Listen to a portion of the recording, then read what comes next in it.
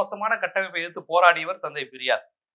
அந்த பெரியார அவர் ஏதோ தாழ்த்தப்பட்ட மக்களுக்கு எதிராக தான் செயல்பட்டாரு. அதற்குதான் திராவிடம்ங்கிற பேரை வச்சாரு. அதுதான் திராவிட கான்செப்ட்ன்னு என்னென்னமோ உளறிக்கிட்டு கிடந்தாங்க. அதுவும் எடுபடல.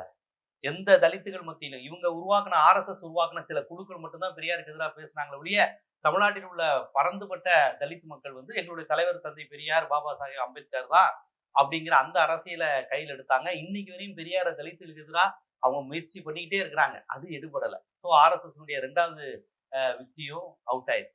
அதற்கு அடுத்தபடியா இப்போது இஸ்லாமியர்களை பெரியாருக்கு எதிராக நிறுத்துறாங்க. இது ரொம்ப ரொம்ப கஷ்டமான விஷயம். இஸ்லாமியர்களை பெரியாருக்கு நிறுத்த வேண்டிய, ஏன்னா அவங்கள்ட்ட இஸ்லாம் அப்படிங்கிற ஒரு கான்செப்ட், அது ஏக இறைவன், ஓர் இறைவன் அப்படிங்கிற ஒரு கான்செப்ட். அது தமிழ்நாட்டில் திராவிட இயக்க சிந்தனையுடன் ஒத்ததா இருக்கு. ஒன்றே குலம் ஒருவனே தேவன் அண்ணா சொன்னது பல்வேறு விஷயங்கள்ல அவங்க தத்துவமே திராவிட இயக்க தத்துவமா இருக்கு.